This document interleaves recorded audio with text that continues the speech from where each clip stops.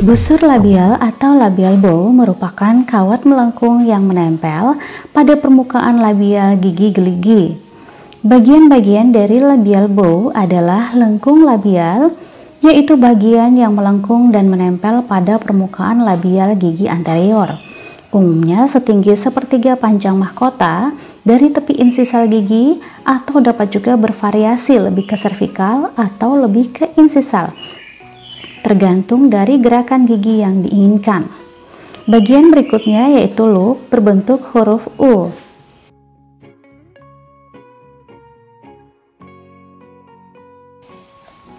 Basis yaitu bagian yang tertanam dalam plat akrilik, dan pundak merupakan kawat lanjutan dari basis yang keluar dari plat akrilik di ujung verkelum melewati daerah interdental gigi.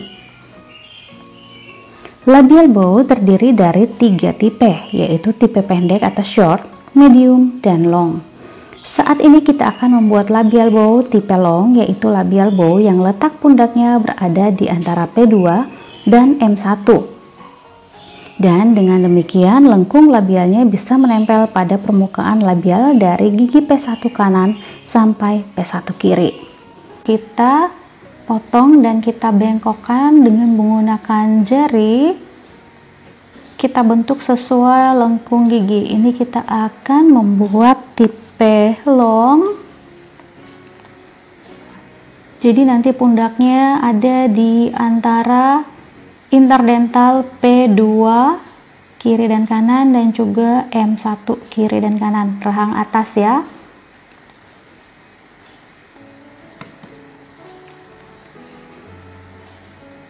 Nah, lengkung labial ini kita letakkan setinggi sepertiga panjang mahkota dari tepi insisal gigi ya. Lalu kita bengkokkan seperti ini 90 derajat. Saya menggunakan tang gepeng. Lalu nanti bagian yang akan dibuatkan loop kawatnya kita luruskan. Kita jepit dengan menggunakan tang gepeng. Lalu dengan menggunakan jari satunya kita luruskan. Lalu kita cobakan lagi pada model. Dan di sisi satunya kita bengkokkan lagi dengan menggunakan tang gepeng 90 derajat ya. Ini agak kelewatan, kita luruskan lagi.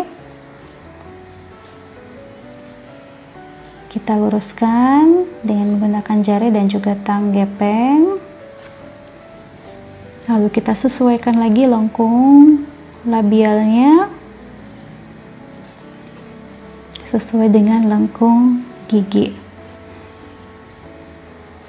Ini lengkung labialnya umumnya setinggi sepertiga panjang mahkota dari tepi insisal gigi, tetapi bisa juga bervariasi lebih ke servikal atau lebih ke insisal, tergantung dari gerakan gigi yang diinginkan. Ini kita akan membuat loop. Saya memberi tanda, tapi sayangnya pena boxingnya sudah tidak bertanda ya. Jadi kita lihat di mana kita akan bengkokkan. Ini sebenarnya bisa menggunakan tang bulat satu kali ya. Satu kali kita kasih bentuk loop, tetapi ini kita bentuk perlahan-lahan supaya bisa diketahui step-stepnya. Untuk membuat loop ini saya lebih suka menggunakan tang bulat yang agak besar. Ada tang bulat yang kecil itu untuk membuat coil ya, biar nanti tidak terlalu besar diameternya, 2 mm kan kalau coil. Nah, ini kita buat loopnya untuk gigi sebelah kiri ya, lengkung sebelah kiri atas. Lalu kita sesuaikan lagi loopnya, kalau agak keluar kita paskan lagi.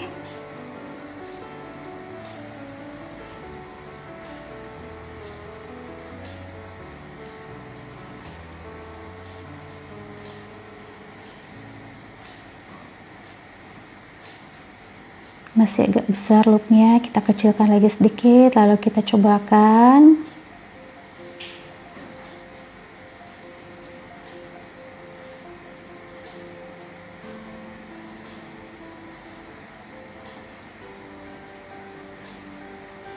Kita buat lagi loop di sebelah kanan atas dengan menggunakan tang bulat ya, seperti saat kita membuat loop di sebelah kiri. Kita beri tanda seharusnya dengan pena boxy, karena sudah tidak bertanda pena boxynya, akhirnya kita hafal ya tempat yang harus kita bengkokkan menggunakan tang bulat. Ini bisa 1 kali ya. Kita buat loopnya, lalu kita cobakan lagi pada model. Nah, kemudian kita buat pundaknya yang melewati daerah interdental gigi. Kita buat dulu yang di sebelah kiri ya. Kita bengkokkan seperti ini. Kalau masih ragu-ragu bisa tidak 1 kali dibengkokkan ya.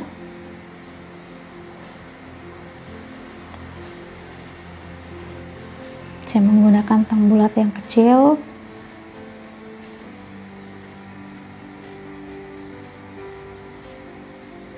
Kalau yang menggunakan tang universal bisa tidak terlalu banyak menggunakan tang ya. Kita potong sedikit kawatnya biar tidak terlalu panjang dan bisa masuk.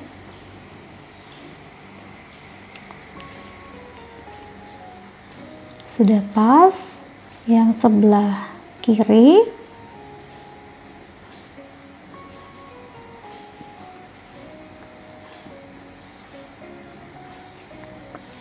lalu kita membuat lekukan di ujungnya. Saya menggunakan tang 3 jari biar langsung ketekuk. Ini ujungnya bisa berbentuk lingkaran, bisa berbentuk segitiga, bisa juga berbentuk lekukan seperti ini ya, ada macam-macam.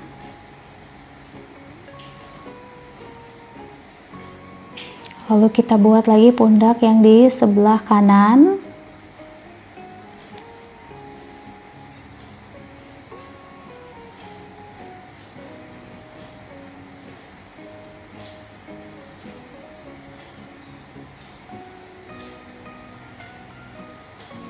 Kalau pena boxy-nya masih bertanda lebih gampang ya, karena disitu sudah ada tandanya. Kalau misalnya tidak pakai pena boxy, kita harus hafal di mana kita harus membengkokkan.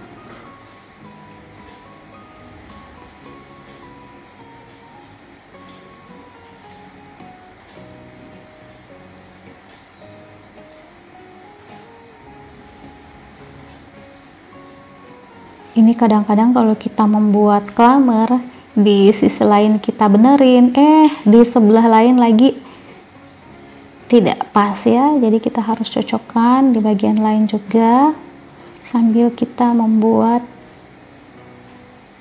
bengkokan di bagian tertentu.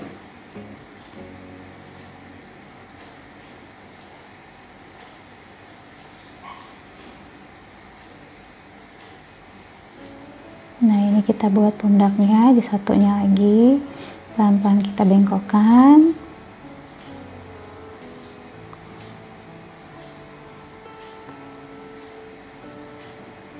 Ukuran kawat yang biasa dipakai adalah 0,8 mm untuk pemakaian aktif dan 0,9 mm untuk pemakaian retentif atau sebagai retainer.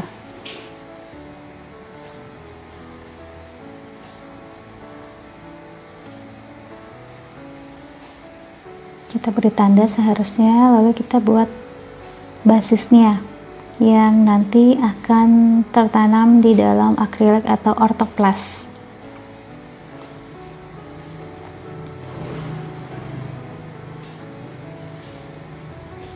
Lalu ini seharusnya kita beri tanda ya di mana, di titik mana kita akan membengkokkan. Kita paskan lagi. Lalu kita beri tanda di mana kita harus membengkokkan dan membuat lekukan. Ujungnya ini seharusnya kita tumpulkan ya. Nah, ini kita sudah membuat bagian basis yang tertanam di dalam akrilik atau ortoplasnya. Lalu kita potong dengan tang potong ujungnya. Ini kalau memotong klamer sebaiknya kedua sisi kita pegang, jangan sampai yang sisi lainnya kita biarkan dan terpental kena orang lain ya kalau kita mau memotong.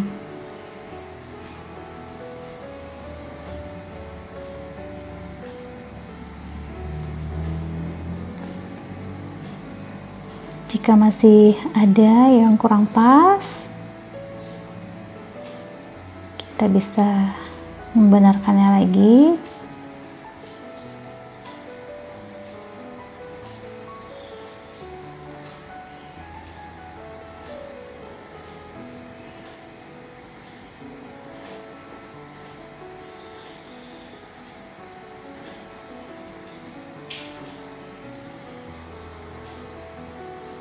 Kalau mau membuat klamer, labial bow, C, Adam, dan sebagainya, memang kadang-kadang kawat sampai mengenai kulit kita ya, sampai berdarah. Tidak apa-apa, itu tandanya sudah mau pintar bikin klamer.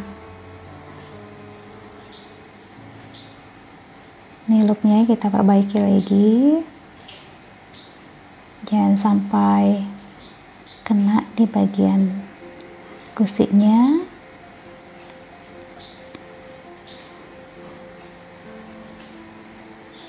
Basisnya itu tidak rapat ya sampai di bagian palatum, tetapi agak melayang sedikit 1-2 mm untuk basisnya. Nah, ini sudah jadi lengkung labial bow-nya di sepertiga inci sel gigi.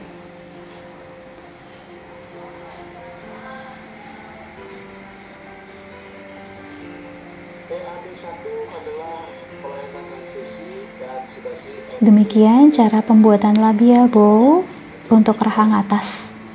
Sampai jumpa di video berikutnya. Perhatikan ada kata penata anestesi, perawat anestesi.